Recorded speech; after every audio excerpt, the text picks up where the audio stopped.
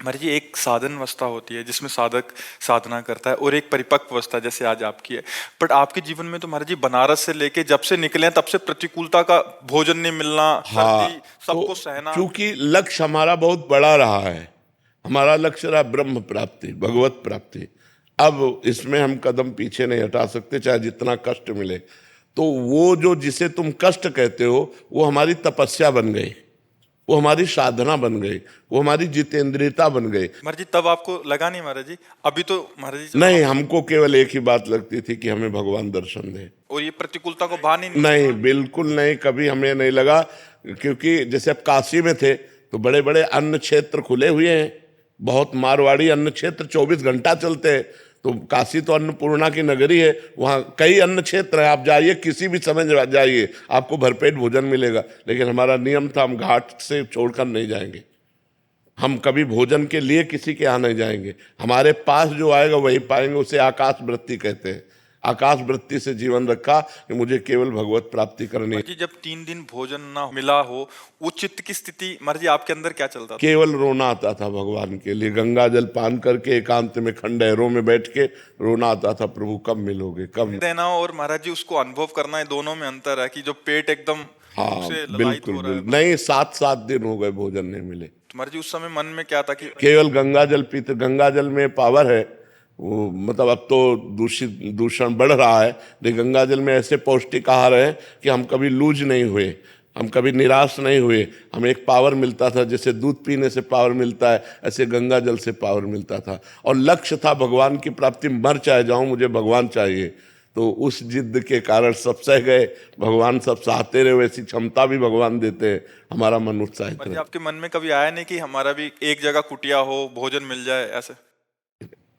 कभी हमारे मन में ऐसा नहीं आया। ये वृंदावन में व्यवस्था भगवान ने जब कर दी कि अब अखंड वृंदावन वास करना है, जब हमारी किडनी खराब हुई, ये परमात्मा की इन रूपों में परमात्मा ही तो प्यार कर रहा है। अगर हमने परमात्मा को जीवन दिया तो परमात्मा लाखों रूपों में हमें प्यार करता है। तो हमें प्रतिकूलता तभी अनुभव में आएगी जब हमारा हृदय भगवान से विमुख होगा। अगर भगवान के सन्मुख हो तो हर बात कृपा नजर आएगी, कि भगवान की कृपा ही इसमें है। महाराज जी आज अनुकूलता तो आज आप कैसे देखते हैं महाराज जी, अगर बाहरी अनुकूलता? हमारी दृष्टि में इसका कोई महत्व नहीं। आज भी मैं अकेला ही हूं, जैसे घर से निकले थे वैसे आज भी है। हमारे पास कुछ नहीं है, ये सब श्री जी का वैभव है, श्री जी का खेल है। हम जैसे पहले थे वैसे आज भी हम वैसे ही रह रहे और वैसे ही अपने को मान रहे। लाखों लोग जुड़े हुए हैं, श्री जी से जुड़े हुए हैं, हमसे थोड़ी जुड़े हुए। अभी हम पैंट शर्ट पहन ले, कोई हमसे राधे श्याम कहेगा क्या? तो श्री जी का ही तो वेश है, श्री जी की शरण में है, तो वही सब श्री जी का खेल है, हमारा थोड़ी कोई खेल है। सब सुधार जो मंगलमय हो रहा वो सब भगवान की तरफ से हो रहा है, सब प्रभु की तरफ से हो रहा है।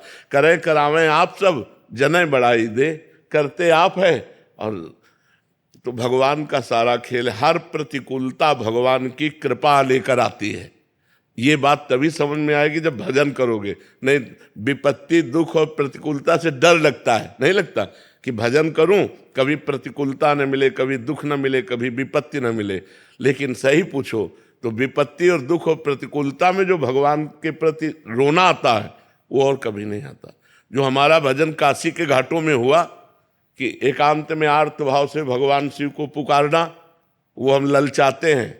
घाटों में जब तपती धूप है, पेट में भोजन नहीं, कोई बात करने वाला नहीं, रहने का ठिकाना नहीं, तब भगवान के प्रति जो भाव आता है वो किसी अन्य साधना से नहीं आ सकता है।